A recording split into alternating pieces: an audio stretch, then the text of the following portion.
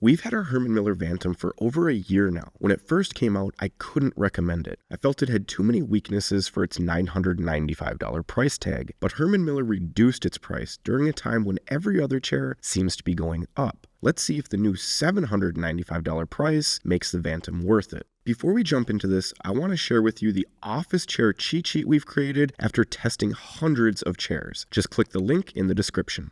When I first unboxed the Vantum, I was really impressed with the overall look of the chair. I liked that Herman Miller went with a few aspects to make it feel like a gaming chair, like the two-tone design and the Logitech tag, but I also liked that it was subtle and not in your face like most gaming chairs. I still feel the same way. Newer designs like the Asus Destrier have taken it much further in the gaming direction, and I prefer the more modest look of the Vantum. It's a gaming chair, but it would not look out of place in a professional setting. The build on this chair isn't going to be high-end compared to the best Herman Miller chairs like the Gaming Embody, but I think it's well built for the mid-range category, especially when compared to similarly priced chairs like the Secretlab Titan Evo, Secretlab Noya, and Razer Isker. I felt that the chair was a bit expensive at $995 because it didn't feel like an upgrade over less expensive Herman Miller chairs like the Sail, Lino, and Varus, but with the new $795 price, I think it is a much better value, and I think it stacks up much better to the competition now.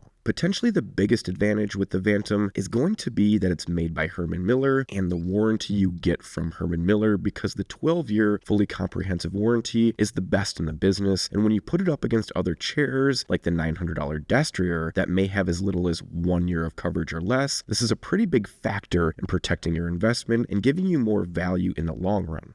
For me, the comfort on the Vantum is still a bit lacking, but this is almost entirely due to the chair simply not fitting me. I wish Herman Miller would correct this, change the dimensions of the chair, and make the seat more suitable for people that are over 5'6". Right now, as it stands, the seat is so small, the depth is so shallow, and you cannot adjust it to be large enough to fit people that are over 5'6", and it creates a pretty negative experience because it feels like you're sitting in a kid's seat. If they remedied this, it might be much more comfortable because I do think that the pad is pretty good. It's on the firm side, which I prefer, and it doesn't bottom out, but the fit issues are a glaring weakness. The armrests, unfortunately, don't help me with the fit issues, and they just kind of exacerbate the problem because they're a bit too wide for me, and they don't come back with me when I recline, creating a big gap between the backrest and the arms. They do have three-way adjustments, and the pads have a cool, sleek look to them, and they're not hard, so they're pretty comfortable, but they just don't adjust to fit me.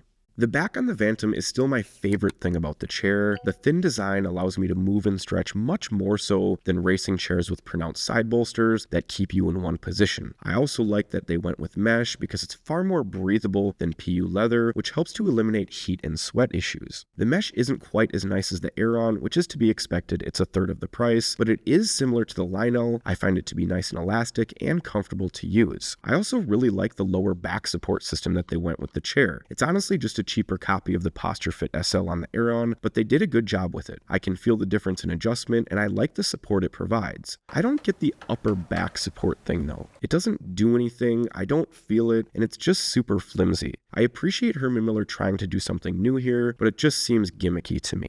The headrest is still a massive miss. It's just so frustrating to use this thing. Adjusting it is annoying because nothing about it works smoothly, and it's way too pronounced, forcing me to use it with my head pushed forward all the time. The headrest paired with the small recline range just exacerbates the problem. The recline range is so limited. It's smooth and it has a nice motion, but it's nowhere near what the gaming chairs it's competing against can do. Racing chairs go almost completely flat, and many people buy them for this specific reason, for lounging purposes. The Vantum goes back as far as a cheap task chair that would be used by an office worker. It doesn't make any sense to me, and it's a huge miss still for the Vantum. When we look at the feature package on the Vantum, I do think you get good adjustments for the price tag. While the seat is small, it is height and depth adjustable. You get a nice synchro tilt mechanism, and while the range is limited, the tension adjustment is responsive because it clicks into place, which I really like, and you do get locking positions. I also like that you get three-way arm adjustment, but if they wanted to make an improvement, I think a width adjustment would be an amazing addition.